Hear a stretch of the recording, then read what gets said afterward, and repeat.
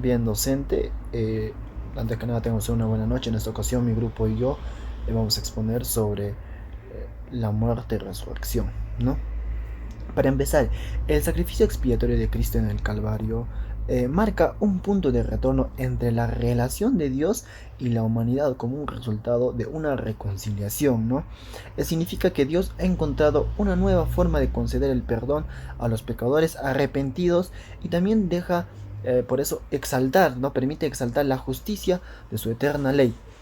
Entonces decimos que la muerte expiatoria de Jesucristo llega a ser una necesidad moral y legal, ¿no? La justicia de Dios, si bien es cierto, requiere que el pecado sea llevado a juicio, mientras que en esta ejecución el Hijo de Dios toma nuestro lugar, el lugar del pecador, en armonía con la voluntad de Dios.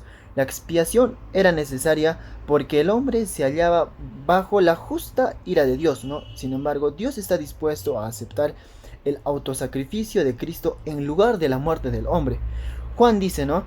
El que cree en el Hijo tiene vida eterna, pero el que se rehúsa a creer en el Hijo no verá la vida, sino la ira de Dios sobre él. Esto nos dice Juan 3:36. La cruz es una demostración tanto de la misericordia de Dios como de su justicia. Enseguida le paso a mi compañero. Bueno, docente, continuando con la exposición, ¿qué logra realizar el sacrificio expiatorio? Bueno, el sacrificio expiatorio eh, nos revela que Dios en su misericordia presentó a Cristo como la propiciación para su santa ira de su culpa humana. Es decir, fue enviado acá para que muera por nuestros pecados. Eh, También nos dice Romanos 3:25, revela que mediante el sacrificio de Cristo que el pecado es expiado y juzgado. La expiación muestra que lo que hace la sangre expiatoria en favor del pecador, arrepintiendo quien experimenta el perdón, la remoción de su culpabilidad personal y la purificación del pecado. Bueno, también Cristo, el portador del pecado. Eh, las escrituras presentan a Cristo como el portador del pecado vicario, del pecado de la raza humana. Isaías también lo declara proféticamente que Él fue el herido por nuestras rebeliones y molido por nuestros pecados, llevando en sí el pecado de todos nosotros.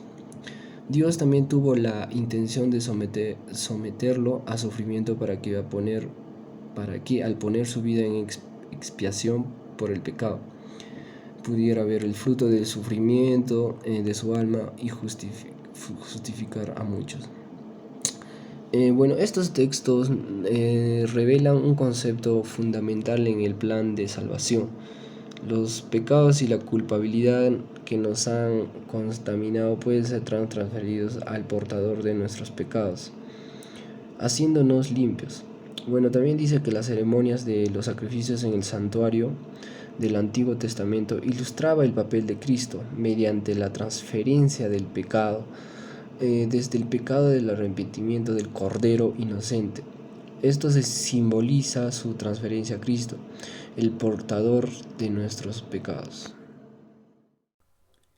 Bueno, continuando con la exposición, yo voy a exponer Cristo Redentor.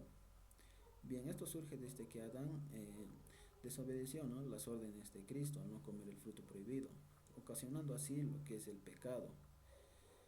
Eh, ¿Y qué trajo consigo esto? Pues la maldición, ¿no? La maldición de la muerte, ya que en un momento se dijo que el ser humano iba a ser eterno, o sea, que no iba a conocer la muerte. Bien, ahora, bien, también se dice que el ser humano no es lo suficientemente capaz, ¿no?, de liberarse de esta maldición, ya que no tenemos la voluntad, ¿no?, o la fuerza para hacer esto. Y, o sea, no podemos salvarnos ni a otros ni nosotros mismos, ya que el único que puede salvarnos de esta maldición y liberarnos de nuestros pecados es Dios. Pero ¿cómo Dios nos libró de estos pecados? Lo hizo mediante su Hijo Jesús, ¿no? Al mandarlo a la tierra en carne y hueso, lo cual lo cual ya se, lo cual ya sabemos la historia, ¿no? Ya que Dios, no, que diga Jesús, dio, ¿no? Dio la vida por nosotros, ¿no? Salvando así nuestros pecados, o sea, limpiando, ¿no? Esa mancha que teníamos esa mancha que teníamos, ¿no? La humanidad por el pecado que cometió Adán, ¿no? Bueno, eso sería todo mi parte de la exposición. Ya, bueno, hoy me tocó exponernos sobre la vida y la salvación de Cristo, ¿no? Bueno, eso se resume en su vida llena de amor, ¿no? Y enseñanzas, ¿no? Su muerte sacrificial en la cruz como pago por nuestros pecados, ¿no? Y su resurrección que nos ofrece la esperanza de vida eterna, ¿no? Y ahí, la perfecta vida de Cristo es un ejemplo, ¿no? Y un modelo para los cristianos de cómo deben vivir y relacionarse, ¿no? Con Dios y con sus semejantes, ¿no? Su vida nos muestra cómo vivir en amor, humildad y obediencia, ¿no? Justicia y santidad. Además, la perfecta vida de Cristo fue un acto, ¿no? Voluntario. Y de esa manera, ¿no? Cristo puede hacer por nosotros lo que nosotros no podemos hacer por nosotros mismos, ¿no? Reconciliarnos con Dios y darnos la seguridad de la salvación eterna, ¿no? Su vida nos muestra, ¿no? El camino hacia una, hacia una vida llena de amor, ¿no? Recuperando nuestra dignidad perdida por el pecado y ofreciendo una nueva vida en comunión con Dios. Ya, la vida y muerte y resurrección de Cristo son aspectos esenciales, ¿no? De la fe, ¿no? Cristiana, ¿no? Su vida ejemplar nos muestra el camino, ¿no? Hacia Dios, y su muerte nos ofrece, ¿no? El perdón y reconciliación, ¿no? Y su resurrección nos da, ¿no? La esperanza de vida eterna en comunión con Él, ¿no? La vida de Cristo provee, ¿no? Una inspiración profunda y transformadora, ¿no? Nos desafía a amar y perdonar, ¿no? Y compadecer como Él lo hizo, ¿no? A buscar la justicia, a vivir con esperanza en un mundo a menudo complicado, ¿no? Y difícil, ¿no? Su vida es un faro de luz, ¿no? Que nos guía y anima a seguir sus pasos, ¿no?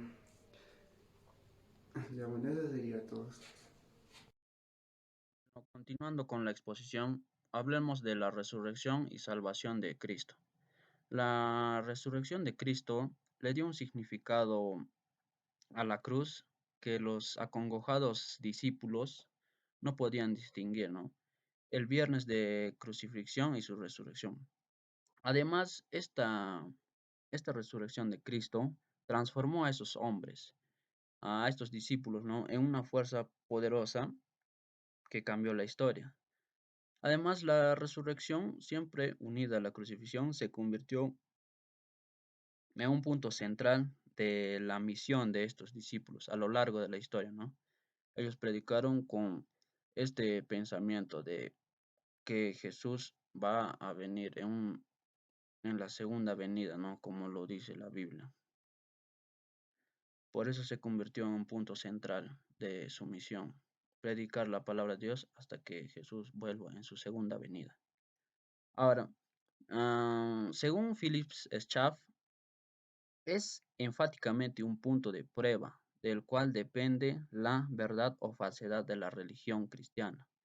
Nos está diciendo, ¿no?, que la resurrección de Cristo y su posible salvación gracias a la sangre de este derramada en la tierra puede o no puede ser verdad, ya que por una parte puede ser importante porque ah, es, dice, ¿no?, acá que es el mayor milagro que el hombre ha podido presenciar a lo largo de la historia, ¿no?